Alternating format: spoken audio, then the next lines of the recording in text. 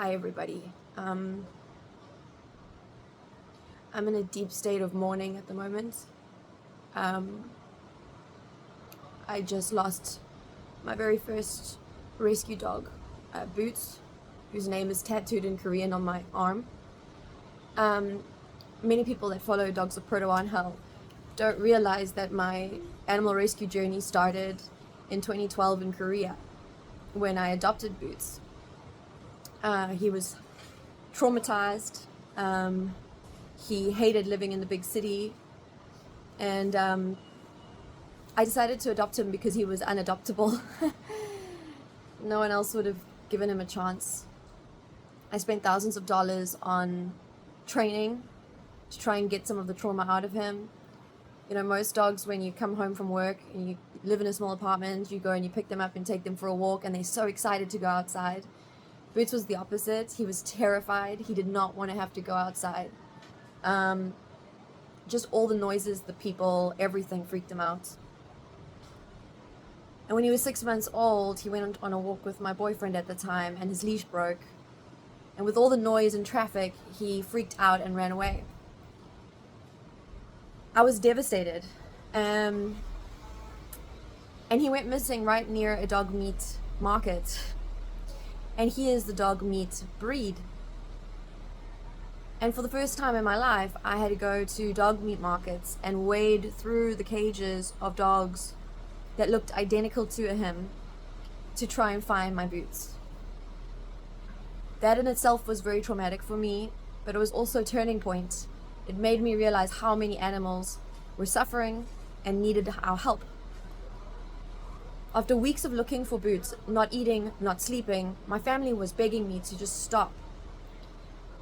Everyone was convinced that he had been killed one way or another, either for dog meat or being hit by a car.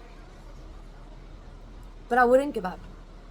And we made Facebook groups and videos that went viral, and I got volunteers from everywhere, that some people I just had never met before, that would just show up and help me to post flyers all over the city. And miraculously, just before Christmas, somebody spotted Boots.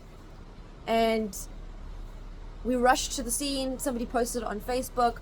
So many volunteers came. A film crew came. They filmed everything. And they captured the moment when I embraced Boots and we had found each other again.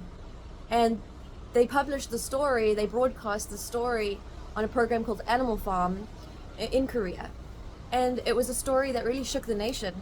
That this dog meat dog, a dog bred for meat that no one cared about, was loved so much, and he was found. And it was a miracle story, and it really had a huge impact on Koreans and people all around the world. Boots unfortunately never adapted well to Korea, and I made the decision with my beautiful parents to send him to South Africa, where he would have a very peaceful, large garden, a loving family, a place where he could be at peace. I spent $5,000 US. That's how much it cost to send a dog to South Africa. I spent all my savings to send him to South Africa, and it was the best decision I ever made. Every time I came back to South Africa for a holiday, he would recognize me, and the way that he would, respond, he didn't respond like that with anybody else. And so he lived a very fulfilled life.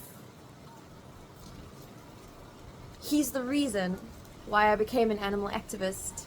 He's the reason that I keep rescuing animals.